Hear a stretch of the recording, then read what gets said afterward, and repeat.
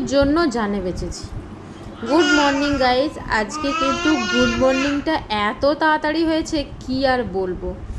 আজকে থেকে আম্মুরও সকাল স্কুল আর ওর আব্বাজিরও সকাল স্কুল, সেই জন্য না চাইতে হয়েও আমাকে এত সকাল সকাল ঘুম থেকে উঠতে হয়েছে।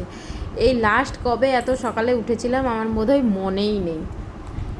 আমি লিটারালি ঘুম থেকে উঠে গেছি তো ঠিক কথা, কিন্তু আমি যেন ঘুমে টরছি।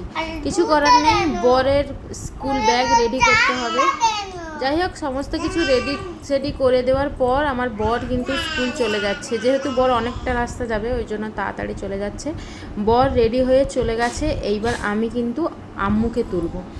আম্মুকে তুলতে এসে দরজা খুলে দেখি অলরেডি আমার আব্বু উঠে গেছে। উঠে গিয়ে কান্নাকাটি শুরু করে দিয়েছে। এবার একটা উটকো ঝামেলা, একে আবার ঘুম পাড়াবো, তারপরে আমি আম্মুকে তুলব। ওকে ঘুম পাড়িয়ে দিয়েছি, এদিকে আম্মুকে রেডি করে নিয়েছি, রেডি করে খাইয়ে টাইয়ে দিয়েছি, দিয়ে ওর ব্যাগও রেডি করে নিয়েছি। এবার ওকে স্কুল দিতে যাব। এত সকাল সকাল আমি তো ভাবছিলাম আম্মু বোধহয় অনেক কান্নাকাটি করবে, কিন্তু না, আমার মেয়েটা একটু শান্ত হয়েছে, অতটাও কান্নাকাটি করেনি। একটুখানি কান্নাকাটি করেছে, মানে যেটা বেসিক করে, যে স্কুল যাবেনি বলে, তারপরেই চলে গেছে। এদিকে বাড়িতে আব্বু তখন ঘুমিয়েছিল, এসে দেখছি ও এখন উঠে গেছে, খেলা করছে। ওর কাছে যদিও বা দাদার ছেলেকে রেখে গিয়েছিলাম, নইলে কান্নাকাটি করবে, সেই জন্যে। আর প্রচণ্ড পরিমাণে দিন দিন দেখছি মোটা হয়ে যাচ্ছি। ভাবছি এবার এক্সারসাইজ করতেই হবে, না করলে কি করে হয় বলো। চারদিকে ঘরের অবস্থা দেখো, খুবই জঘন্য হয়ে আছে। আর কালকে ডিমের পাতা নিয়ে এসেছিলো, এই দুটো ডিম এমনভাবে চিপকে আছে, আমি অনেক চেষ্টা করেও তুলতে পারছি না। এদিকে আমাদের চাল শেষ হয়ে গিয়েছিল, বলছিলাম থাকতে থাকতেই নিয়ে নিতে হবে বলে, ওই জন্য আমাদের কিন্তু আবার 30 কেজি চাল নিয়ে চলে এসছে। প্রত্যেকবারে চাল নিয়ে আসলে বর ঢেলে দেয়, যেহেতু এটা এখন বর স্কুল চলে গেছে আর আমিও সকাল সকাল উঠেছি, কাজ কাম তো তেমন কিছু নেই। আব্বুকে ঘুম পাড়িয়ে দিয়ে সেই জন্য আমি চালগুলো গুছিয়ে নিচ্ছি। আর এই যে চালগুলো দেখতে পাচ্ছ, এটা কি চাল নাম বলে আমি সেটা যদিও বা জানি না। এটা কিন্তু আমাদের 56 টাকা করে কেজি নিয়েছে। তোমরা যদি চিনে থাকো আমাকে কিন্তু জানিও। যাই হোক, ওই ড্রামটা তো ভরে নিয়েছি, তারপরে বাকি আরেকটা বার করে দিয়েছি। আর এদিকে আম্মু কিন্তু স্কুল থেকে চলে এসছে, আর সমস্ত জিনিসপত্রর ভেতর থেকে বার করেছি, কারণ এই বালতির ভেতরেও চাল ঢুকাবো, মানে সমস্ত চালগুলো গুছাবো। গুছিয়ে দেওয়ার পর সেই মুমেন্টে চলে এসছে। আমি মানে সবজি কাটছিলাম ঘরের ভিতরে, আর আব্বু লিটারালি নিচে খেলা করতেছিল। হঠাৎ করে কি এমন হয়েছে, আমি স্লিপ করে পুরো দম। সত্যি ভাগ্যিস কোমরটা ভাঙেনি আর হাতের বটিটা এসে আমাকে লাগেনি, নইলে আজকে কী যে হতো আল্লাহ জানে। সমস্ত কিছু হয়ে যাওয়ার পর এইবার আমি দেখছি যে ফ্রিজটা শুধু গন্ধ করছে। ফ্রিজটা ভেতরটা ভালোভাবে পরিষ্কার করে দিয়েছি, তারপরেও যেন গন্ধটা যায়নি।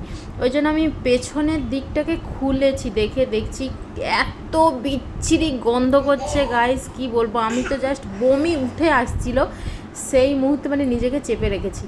ফ্রিজটা বোধহয় আমাদের 4 বছর মতো কিনা হয়েছে, এই ফার্স্ট টাইম আজকে এটা আমি খুললাম, নাহলে পিছন সাইডটা খোলা হয়নি। আর কতটা ধুলা ময়লা ছিল তোমরা তো দেখেছো।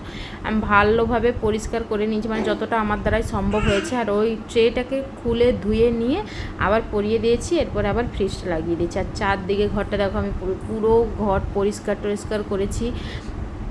ঘরটর পরিষ্কার করে সত্যি বলছি এখন আমি ঘুমাবো। এখন ঘড়িতে হয়তো 5টা বাজে, মানে সন্ধ্যে 5টা হয়ে গেছে, মানে সমস্ত গুছিয়ে খেয়ে দিয়ে। আমার ফোনের ব্যাক কভারটা নষ্ট হয়ে গেছে। এটা যদি আবার আমার মানে যখন কিনেছিলাম তখন ওই সেটিং ওটা দিয়েছিল, তার আগে একটা ফোল্ডিং ব্যাক কভার ছিল আমার।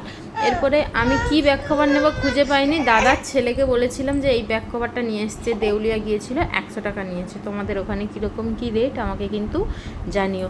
আর এই ব্যাক কভারটা পরানোর পর আমার যেন ফোনটা অনেকটা পাতলা, আমার Oppo Reno 12 pro, back cover পরানোর পর যেন মোটা গদ্ধর হয়ে গেছে।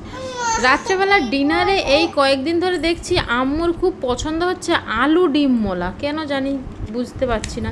ওই জন্য একটু আলু ডিম মোলা মলেছি, আর আমি বিছানে মলেছি, বর কিন্তু নিচে খাচ্ছে। তোমরা হয়তো ভাবছো যে আমরা বিছানে খাই না, নিচেই খাবো, আবার নিচে নিয়ে চলে যাবো ওইগুলো সমস্ত কিছু। আমরা সবাই ভাত খাবো। আর এদিকে দেখো আব্বু এখন নতুন একটা অ্যাক্টিভিটি শিখেছে, মানে 2 হাতের উপরে ভর দিয়ে পেছনটাকে উপরের দিকে তুলে দিচ্ছে, মনে হচ্ছে যে হামা টানার চেষ্টা করছে।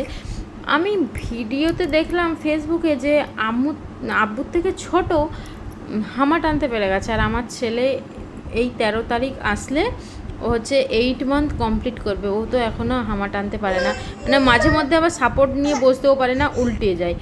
এটা কি নর্মাল? আর আমার আম্মুও কিন্তু 9th মান্থ কমপ্লিট হওয়ার পর বসতে শিখেছিল, হামা টেনেছিল, ইভেন দাঁড়িয়েছিল, আর একটু পাও ফেলিয়েছিল। তোমাদের বেবিরা কত তাড়াতাড়ি কী অ্যাক্টিভিটি করেছে আমাকে কিন্তু কমেন্টে জানিও। আম্মুরটা তো মনে আছে, এইবার কিন্তু আব্বুর পালা দেখার যে আব্বু কত মান্থে কী অ্যাক্টিভিটি করে। ও কিন্তু ওল্টানোটা 2-3 মাস থেকেই করতো। কেমন লাগলো ভিডিওটা জানি।